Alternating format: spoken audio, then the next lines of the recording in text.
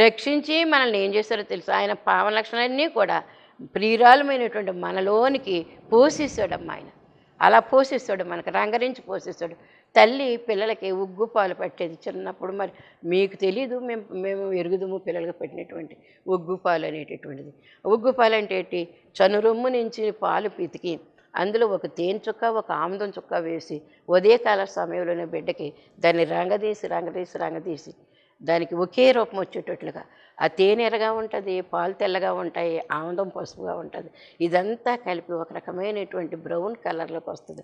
ఆ బ్రౌన్ కలర్లోకి వచ్చేసరికి మళ్ళీ వేళ్ళలో కూడా మధ్య వేలు పెట్టి దాన్ని ఉగ్గు గిన్నెలో వేసి రంగరించి కాళ్ళ మీద పడుకోబెట్టుకుని బిడ్డని, తలేమో మన కడుపు వేసుకు పెట్టుకుని, కాళ్ళు మన కాళ్ళకి వేసి పెట్టుకుని, అప్పుడు ఈ వేలు నుంచి తీసి ఇది ఉగ్గు పాలు ఆ పిల్లలకి పెట్టి ఆ నాలికి రాస్తే చాలు ఫ్రీ మోషన్ అయ్యి పిల్లలకి ఉదయం సాయంత్రం కూడా ఉగ్గు పాలతో నేర్పించినటువంటి విషయాలు. అంటే ఉగ్గు పాలు అంటే ఎప్పుడు నువ్వు ఉగ్గు పెట్టడం మొదలుపెట్టావు అప్పుడే దేవుని యొక్క మాటలు చెప్తూ ఉండాలి. కడుపులో పిండం పడితే కూడా పడినప్పటి నుంచి కూడా చెప్పాలని కూడా తెలిసింది నాకు. కనుక ఆ బిడ్డ కూడా ఈ ప్రభు ఎవరో, యేసు ప్రభు ఎవరో, దేవుడు ఎవరో విషయాలన్నీ కూడా మన క్రైస్తవ బిడ్డల, క్రైస్తవులైనటువంటి తల్లులైనటువంటి వారు ఆ గర్భంలో ఉన్నటువంటి బిడ్డలకి, లేకపోతే తల్లికి తల్లులైనటువంటి వాళ్ళు కూడా ఆ కడుపు దగ్గర నోరు పెట్టి ఆ శిశువు కూడా బోధిస్తూ ఉండాలట. అమ్మ, నువ్వు యేసుక్రీస్తు ప్రభు వారి యొక్క బిడ్డవు, నువ్వు యేసుక్రీస్తు ప్రభు యొక్క రక్తం వల్ల కడగబడినటువంటి బిడ్డకు పుడుతున్నావు నువ్వు అని ఈ మాటలన్నీ కూడా బిడ్డకి మరి వినిపిస్తూ ఉండాలనేటువంటి విషయాన్ని మనం అర్థం చేసుకోవాల్సినటువంటి వారమైన ఉగ్గు పాలతో అందుకే కదా మోసే తన తల్లిగారి దగ్గర మరి రాణిగారు తీసుకున్నప్పటికీ కూడా మరి అక్కగారి యొక్క మార్గాన్ని బట్టి పెంచడానికి దాదిని తీసుకుపోతున్నా అని అంటే ఓకే అన్నది. అప్పుడు ఆ పిల్లోడిని తల్లి దగ్గరికి చేర్చి నీకు జీతం ఇస్తాను. మరి నెలకి ఇచ్చిందో సంవత్సరానికి ఇచ్చిందో ఆ పిల్లోడు మళ్ళీ ఆ ఇంట్లోకి వెళ్ళేంత వరకు కూడా ఆ పిల్లోడికి పాలు ఇవ్వడం వల్ల వచ్చే జీతం వల్ల కుటుంబం అంతా కూడా పోషించబడ్డారు. అది ఆ మోసే ఆ కుటుంబాన్ని పుట్టినప్పటి నుంచి కూడా పోషించబడుతూనే ఉన్నాడు. ఆ కుటుంబం అంతా కూడా పోషించబడుతూనే ఉంది. ఇది దేవుని యొక్క జ్ఞాన లక్షణము, దేవుడు చేసే ఏర్పాట్లు ఇవన్నీ కూడా. అందుకే ప్రియుడు ఈ బంధాన్ని ఎప్పటికీ కూడా విడిచిపెట్టడానికి వీల్లేదు. నీకు ప్రియులైనటువంటి బిడ్డలో భర్త పిల్లల ఎంతమంది ఉండొచ్చు, కానీ వీళ్ళందరినీ ప్రేమించు, అందరికంటే కూడా ఎక్కువ ప్రేమించు. నీ ప్రాణంలో ప్రాణం అనుకున్నటువంటి యేసుక్రీస్తు ప్రభువారి మీదే నీ ప్రాణం ఉండాలి, ఆయన మీదే నీ ప్రేమ ఉండాలి. అదే మనకు కావాలి, అదే మనం ఆయనకి ఇచ్చేటటువంటి గొప్ప కానుక. ఇంకంతకంటే ఏమి. అందుకే ఆయన నేను తగని దానైనప్పుడు కూడా నా కొరకు ప్రాణం పెట్టావు ప్రభా అని స్తుతులు స్తోత్రములు ఎప్పటికప్పుడే మనం స్తుతులు స్తోత్రాలు కూడా మనం చేయవలసినటువంటి వారమైన ఎప్పటికీ కూడా విడిచిపెట్టడానికి ఊపిరి పీల్చుకునేటప్పుడు కూడా ఆయనకు స్తుతులు చెల్లించవలసినటువంటి వారమైన. ఇప్పుడు తలుపుగా తీయడానికి వెళ్ళిందమ్మా, ప్రియురాలు గారు వెళ్ళారు. వెళ్ళి తలుపు తీసేటప్పటికి జటామాంస సువాసన తలుపు సందుల్లో ఉంచకూడుతున్నారు. ఎక్కడి నుంచి ఎక్కడికి వచ్చిందంటే ఒకసారి ఆలోచన చేయండి. ప్రియుడు తలుపు దగ్గర నిలబడ్డా, ఈమెమో బెడ్ మేంచి వచ్చిందా, వచ్చినటువంటి ఈమెకు సువాసన తన్నుకుంటూ లోపల గుప్పుమంటూ లోపలికి వచ్చిందని. ఈ ప్రేమ బంధం ఎలాంటి బంధం ఇది, ఎలాంటి అనుబంధము ఈ ప్రేమ, ఈ అనుబంధం ఎటువంటివి ఇవి, అసలు ఎక్కడి నుంచి వస్తాయి ఇవి? ఓ భర్త నుంచి పొందలేము, పిల్లల నుంచి పొందలేము. ఎందుకో తెలుసు, వాళ్ళు ఎంతో కొంతసేపు ప్రేమించగలుగుతారు, తర్వాత మళ్ళీ కొంచెం ఏదైనా తేడా వచ్చిందంటే వాళ్ళు ఆ ప్రేమను మళ్ళీ మనకు చూపించలేరు. భర్త అయినప్పటికీ పిల్లలైనప్పటికీ కూడా చూపించలేరు. అది మానవ నైజం. అది దాన్ని బట్టి మనం అర్థం చేసుకోవాల్సింది ఏంటంటే మన ప్రియుడు ఎప్పుడు కూడా యేసుక్రీస్తు ప్రభువారే, నిత్యము ప్రేమించే లక్షణం కలిగినటువంటి వాడు. మనం బాగున్నా బాగోకపోయినా ఆ ప్రేమను చూపిస్తూ ఉంటాడు. మనం ఆయన్ని ప్రేమించకపోయినా అదొకటి. మళ్ళీ మనం ఆయనను ప్రేమించకపోయినప్పుడు కూడా ఆయన ప్రేమించలేదని కోపించుకునే దేవుడు కాదు, నిత్యము కోపించేవాడు కాదు అనేటువంటి మాట మనం అర్థం చేసుకుంటే ఆయన ప్రేమ యొక్క లోతెంతో, ఎత్తెంతో, వైశాల్యమెంతో అసలు దాన్ని మనం గమనించడానికి కానీ ఊహించడానికి కానీ మనం చెప్పలేమైన ప్రేమ. నా మీద ఇంత ప్రేమ ప్రభా అని ఆయనకు స్తుతులు చెల్లించకుండా ఉండలేము. కనుక దేవుడు ఏం చెప్తున్నాడంటే గడియ తీయడానికి వెళ్ళిందమ్మ. బద్దకించినటువంటి పెండ్లి కుమార్తె గడియ తీయడానికి వెళ్ళింది. గడియ తీయడానికి వెళ్ళినటువంటి ఈమెకు గుప్పుమని మరి పరిమళ సువాసన ఆమెను కొట్టింది. ఇంకా ఆగుతుందా? ఆ సువాసన ఈ సువాసన, ఆ లక్షణాలు ఈ లక్షణాలు ఒకటి అయిపోయాయి అన్నమాట. ఒకటి అయిపోయాయి. అదే అడ్డు గడియ తీయడం మనం అంతే. కొంచెం బద్ధకమైనటువంటి అడ్డు గడియ తీసేస్తే చాలు, ఇద్దరము ఏకమవుతాం. 3 గంటలకు లేవాలి, ధ్యానం చేసుకోవాలి. బద్ధకం అప్పటి వరకు ఏదో పని చేస్తూ ఏదో ఆలోచన చేస్తూ నిద్ర పట్టకపోతే 3ంటికి లేవలేము తెల్లవారుజామున. లేవకపోతే గనక లేవడానికి గనక ఒక జస్ట్ విరజిమ్ముకుని లేస్తే గనక అప్పుడు ఆయన యొక్క ప్రేమ ఏంటో మనకు తెలుస్తుంది, ఆయన యొక్క కృప ఏంటో మనకు తెలుస్తుంది. అటువంటి ధ్యాన లక్షణం కలిగినటువంటి వారమై ఉండాలని దేవుడు మనకు తెలియజేస్తూ ఉన్నాడు. అడ్డగడియ తీసివేయాలి, ఆ బద్ధకమైన అడ్డగడియ తీసేయాలి, మొత్తని అడ్డగడియ తీసేయాలి. అడ్డం అంటే ఏంటి? ఆ తలుపు వేసుకున్నాక ఒక అడ్డము, ఒక చెక్క లాంటిది ఉంటుంది ఒకటి, లేకపోతే జస్ట్ ఒక ఇనపరాడ్డు ఉంటుంది అలా పెట్టడానికి.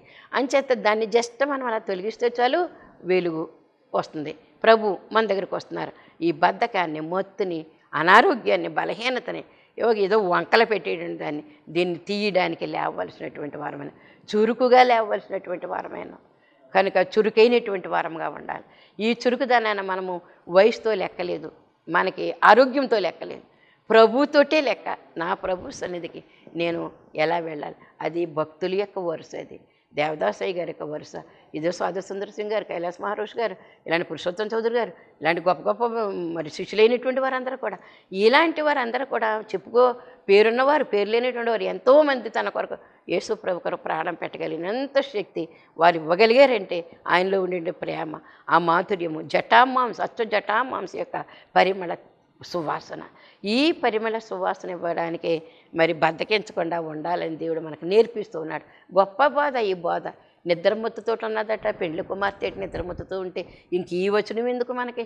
ఈ వచనం ఉండటం మాటలు ఇంకా మనకేమి పట్టిస్తాయి, మనకి ఇంకేమి చురుకుదనంగా ఉండేటట్లుగా చేస్తాయి మనకి అనేటువంటి అర్థం వస్తుంది మనకి. అసలు అర్థం చేసుకోలేము మనం. ప్రభు యొక్క ప్రేమను కానీ, వాక్యంలో ఉండేటువంటి వివరణ కానీ మనం చేసుకోలేము. అలాంటి పరిస్థితులు అర్థం చేసుకున్న ప్రయత్నం చేస్తే కనుక ఎంతో అంత అర్థం చెప్పకుండా ఉండడు దేవుడు. నీకు తెలియాలనే ఆయన యొక్క ఉద్దేశము, తన యొక్క ప్రణాళిక ఏంటో తెలియాలనే కదా, మనకు తెలియాలనే, చెయ్యాలనే ఆయన యొక్క ఉద్దేశం. అందుకే తన ప్రియకుమారుని నీలోకానికి పంపిస్తాడు. అందుకే దేవుని మీద ప్రేమ, ఎప్పుడైతే దేవుని మీద ప్రేమ మనకు ఉందో ఇలాంటి పథకాలు వస్తాయి. యేసుక్రీస్తు ప్రభు వారిని మనకు మార్గంగా ఇచ్చాడు దేవుడు. ఆయన వచ్చి ఏం చేస్తాడు? నీ గెడను తీస్తాడు, అడ్డు గెడలన్నీ కూడా తీసివేస్తాడు.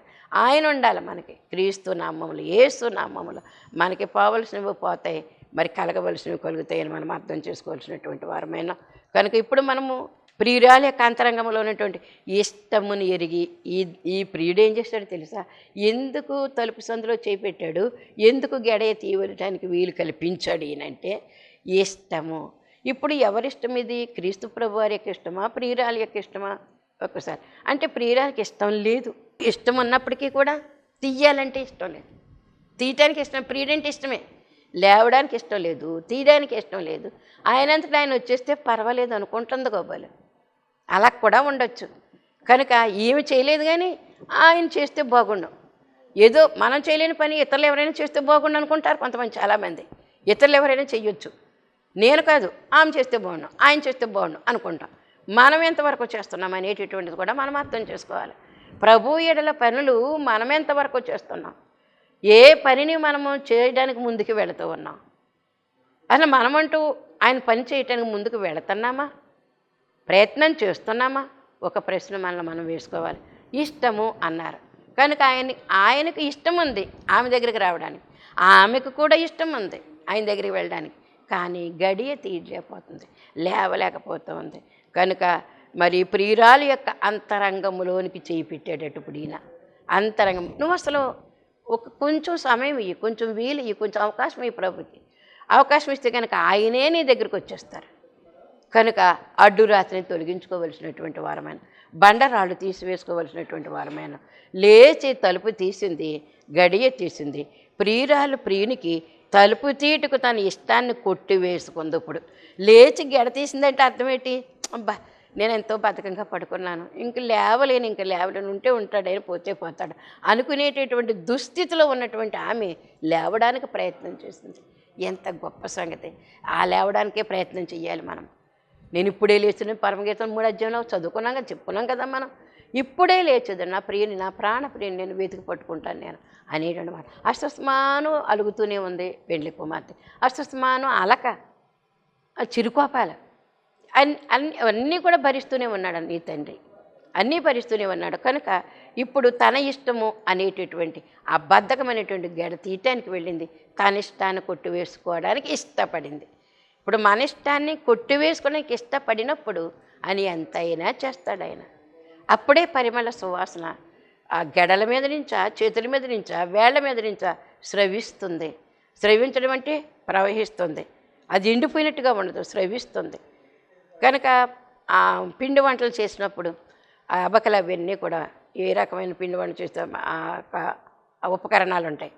అవి చేసినప్పుడు ఏం చేస్తే తెలుసు, అవి ఎప్పుడు కూడా నూనెతో అలా ఉంటూనే ఉంటాయి. అవి మళ్ళా 2 నెలలకు మళ్ళీ ఇంకో వంట చేస్తే మళ్ళీ అప్పటికి అలాగే ఉంటాయి. అది ఎండిపోవు. ఎందుకంటే అస్తమానం పిల్లల కోసం ఏదో ఒకటి చేస్తూనే ఉంటాం, ఆ ఉపకరణాలు తీస్తూనే ఉంటాం, వాడుకుంటూనే ఉంటాం. ఎప్పటికీ కూడా అది స్రవిస్తూనే ఉంటుంది. తన పనికి సిద్ధంగా ఉంటుందని అర్థం అన్నమాట. కనుక హృదయములోని తన ఇష్టాన్ని కొట్టివేసుకుంది. తలుపు తీయడానికి తన ఇష్టాన్ని కొట్టివేసుకుని దేవుని ఇష్టానికి సమ్మతించింది. అదండి ఇప్పుడు మనం జరిగించవలసింది. నా ఇష్టాన్ని నేను కొట్టివేసుకోవాలి, ప్రభు యొక్క ఇష్టానికి నేను తల ఒగ్గాలి. ప్రభువా నీ చిత్తం. యేసయ్య ఏమన్నారు గెత్సేమనే తోటలోను, నీ చిత్తమైతే ఈ గిన్నె నా దగ్గర నుంచి తొలగించు ప్రభువా అన్నారు మానవరీత్యా. అయినప్పుడు కూడా వెంటనే నీకోసం నా కోసమే మాట రాయించాడు దేవుడు. ఏమనంటే, ప్రభువా ఈ బాధ భరించలేకపోతున్నాను, తీసేతండి అంటాం. కానీ నీ చిత్తమే సిద్ధించుగా. నా ఇష్టాన్ని కొట్టేసుకుంటున్నాను ప్రభువా, ఇప్పుడు నీ ఇష్టమే జరగాలి ప్రభు, నీ ఇష్టం కొరకు చూస్తున్నాను తండ్రి.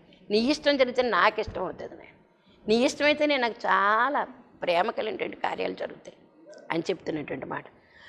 తన ఇష్టమును కొట్టివేసుకుని గడియను తీసివేయగా అప్పుడు చేతుల్లో నుంచి ఏమొస్తుందన్నమాట, చేతుల్లో నుంచి వేళ్లలో నుంచి జటా మాంసి స్రవించినది. తన ఇష్టాన్ని కొట్టివేసుకోవాలి అనేటువంటి మాట. అందుకే మడుగంత చెడుగున్నప్పుడు కూడా చూడు, ఈ రాత్రి అంతా పాపం ఆయన తల మంచు తడిసిపోయిందా, మేము లేవలేకపోతుందా, తల తీనంటుందా, ఇలాంటి మడుగంత చెడుగు ఉన్నప్పుడు కూడా తీయడానికి వచ్చిందే, తన ఇష్టాన్ని కొట్టివేసుకోవడానికి వచ్చిందే, అదే ఇసుగురేణువంత ఇష్టం. ఇసుగురేణువంత ఇష్టమనే తను ఏం చేసిన కొట్టివేసుకుని నా ప్రియుని ఇష్టం కంటే నా ఇష్టం ఏమీ కాదు, గొప్ప కాదు అనుకుని తను తలుపు తీయడానికి వచ్చింది. వెంటనే ఏమొచ్చేసింది, ఎంత పరిమళ సువాసన. కార్యాలు, పరిమళ సువాసన అంటే కార్యాలు జరుగుతాయి. నీ ప్రార్థన కార్యం జరుగుతుంది, నా ప్రార్థన కార్యం జరుగుతుంది, ఇంట్లో కార్యక్రమాలు, సంఘంలో కార్యక్రమాలు, వీధిలో కార్యక్రమాలు, పనులు జరుగుతాయి, నూతన పరచబడతాయి.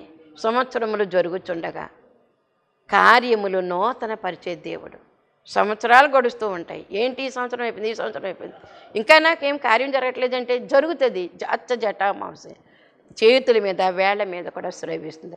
అంటే నువ్వు ఎక్కడ ఈ చేతులతో ఈ వేళ్లతో నువ్వు ఎక్కడికి వెళ్తే అక్కడే సువాసన.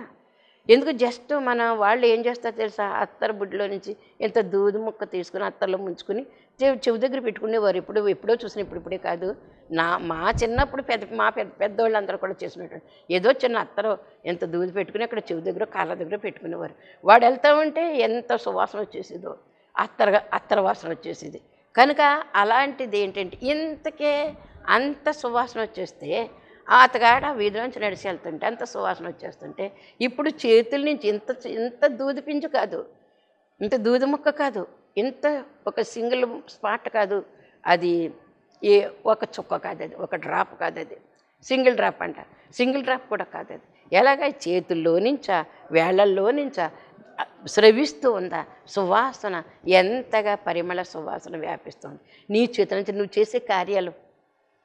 చేసే కార్యాలమ్మ, సంఘంలో చేసే కార్యం, గృహంలో చేసే కార్యం, ఈ కార్యాలన్నిటి వల్ల కూడా ఏం జరుగుతుంది తెలుసా, ఎక్కడి నుంచి పరలోకం వరకు కూడా పోయబడిన పరిమళ తైలం. యేసు ప్రభు ఈ లోకానికి వచ్చారంట, పోయబడిన పరిమళ తైలం.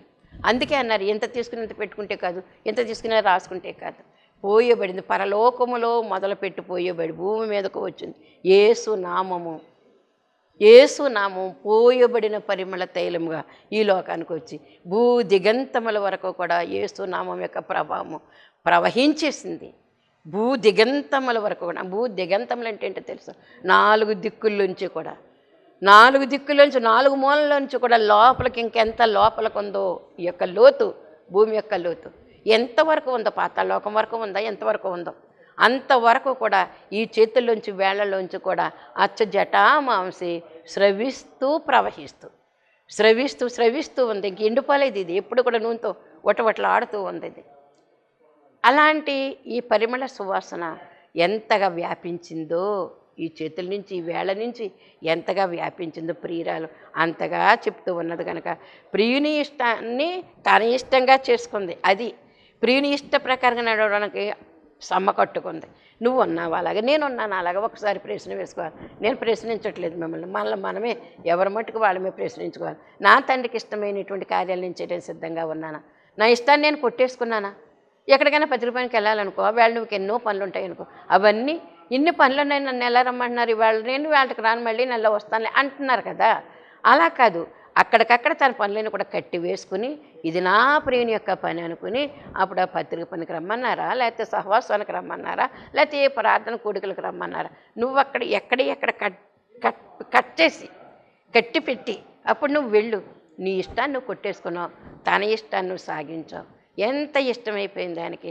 అందుకే నా ఇష్టమిదిగో ఇది, నీ ఇష్టముగా చేయా, నా ఇష్టమిక కాదదే,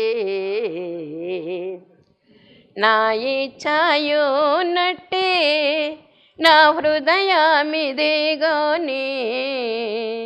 కేయిది ఏ రాజా కియా సింహాసనమౌ,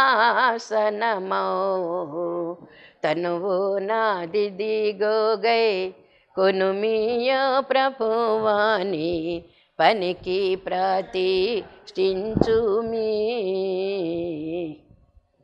దినములు క్షణములు దేశీ కొనియవి నీదు, వినుతిన్ బ్రవహింపాజే యను శక్తి నీయుమి, తనువు నాదిదిగోగై కొనుమియో ప్రభువాని, పనికి ప్రతిష్ఠింపుమీ. ప్రియురాలు యొక్క అంతస్తు, ఇట్టి అంతస్తులోనికి ప్రియురాలు యొక్క అనుభవము, ఈ యొక్క అనుభవంలోనికి రావలసి ఉన్నది. ఇట్టి అనుభవాన్ని పొందాలంటే మన ఇష్టాన్ని కొట్టివేసుకుని నీ ఇష్టమే సిద్ధించుగాక ప్రభువా అని. అందుకే ప్రభు నేర్పరి గెత్సేమనే తోటలో ఆయన పలికిన పలుకు, నీ చిత్తమైతే ఈ గిన్నె లేకపోతే ఈ శ్రమ, ఈ ఇబ్బంది, ఈ అనారోగ్యం తొలగించు ప్రభా, లేదు నీ చిత్తమే సిద్ధించుగాక. నీ చిత్తానికి నేను అడ్డురాను ప్రభా, నా పట్ల నీ ఉద్దేశం ఏమైందో ఆ ఉద్దేశాన్ని నెరవేర్చు అని చెప్పగలిగేటటువంటి పరిస్థితి అని మనం ఇక్కడ వాక్యాన్ని ప్రభుని అర్థం చేసుకోవాల్సినటువంటి వారమైన. అలాగ ఎప్పుడైతే మనం చేసుకున్నామో ఈ అనుభవ స్థితి కలిగినటువంటి విశ్వాస యొక్క జీవితం అంటే తన ఇష్టాన్ని కొట్టివేసుకుని ప్రియుని ఇష్టానికి ఒప్పుకొని పని బూనుకున్నది కాబట్టి ఆ పనిలో పరిమళము స్రవిస్తూ ఉంది, ప్రవహిస్తూ ఉంది. ఆ పని అలాగెంతోమంది సేవకుల యొక్క సాక్ష్య జీవితాలు వింటూ ఉంటే వారు దేవునిలోనికి ఎలాగ వచ్చారు, వచ్చిన తర్వాత ఎలాంటి శ్రమలు పడుతున్నారు, ఆ శ్రమలో ప్రభు చేయమైనటువంటి పనులు చేస్తూ ఉంటే ఎలాంటి ఇంకా కష్టమైనటువంటి పరిస్థితులు ఎదురవుతున్నాయో అవన్నీ కూడా వారు సాక్ష్యాల ప్రకారంగా చెప్తూ ఉంటే వెంటంటే హృదయం ద్రవించేస్తూ ఉంటుంది. అదేనమాట ఆ వింటున్నటువంటి పరిస్థితుల్లో వింటున్నలకు ఆ చేతుల నుంచి ఆ వేళ్ళ నుంచి ఈ పరిమళ సువాసన ప్రభు నీ పట్ల నా పట్ల చేసినటువంటి కార్యక్రమాలు చెప్తూ ఉంటే అవన్నీ కూడా స్రవిస్తూ ఉన్నాయి, ప్రవహిస్తూ ఉన్నాయి. స్రవించడం అంటే పైకి చెమ్మ అలాగ చెమ్మగా ఉన్నట్లుగా ఉంటుంది అనమాట. అయితే ప్రవహించడం అంటే ఏంటి? ఒక గోదావరి నది ప్రవహించినట్లుగానే, నదులు ప్రవాహంతో వెళ్తున్నట్లుగానే నీ సాక్షి జీవితం ఒకదాని వెంట ఒకటి ఒక్కొక్క మిమ్మల్ని లేపి చూసినట్లయితే కనుక అమ్మ నీ జీవితంలో దేవుడు ఏం చేశాడో చెప్పంటే కనుక గంటల తరబడి, దినాల తరబడి, వారాల తరబడి చెప్తూనే ఉంటారు. నీ జీవితంలో నీకు చేసినటువంటి దేవుడు చేసినటువంటి ఉపకారాలు, నిజంగా ఆ ఉపకార కార్యాలన్నీ కూడా వింటంటే హృదయం ద్రవించిపోతుంది కదా. నువ్వు చెబుతుంటే నీ నోట్లోంచి ఆ పరిమళ సువాసన వింటుంటే నాకు సంఘానికి ఉన్నటువంటి మనందరికీ కూడా ఈ పరిమళ సువాసన ప్రవహిస్తూ ఉంది అనేటటువంటి మాట మనము స్రవించుట అని. అందుకే ఏం చేస్తున్నారటండి, గెడ ఎప్పుడైతే తీసామో అది మనం గమనించాలి. అడ్డుగోడ తొలగించుకున్నాం కాబట్టి అడ్డగడి తీసేసాం కాబట్టి ఇప్పుడు చేతుల్లో నుండి వేళ్ళలో నుంచి ఈ యొక్క పరిమళ సువాసన వచ్చి అంత సంఘం అంతటికి, గ్రామం అంతటికి, గ్రామాలలోనికి కూడా ఈ పరిమళ సువాసన వెదజల్లబడుతూ ఉంది. నీ సాక్షి జీవితం, నా సాక్షి జీవితము ప్రభు పట్ల మనం ఎలాగున్నాము, మన పట్ల ప్రభు మనకేం చేశాడు, ఈ కార్యాలు వర్ణిస్తూ ఉంటే ఎవరికైనా కూడా కఠిన హృదయం, ఎంత కఠిన హృదయమైనా కూడా కరగకుండా ఉండదని మనం అర్థం చేసుకోవాల్సినటువంటి వారమైన కనుక పరిమళ సువాసన.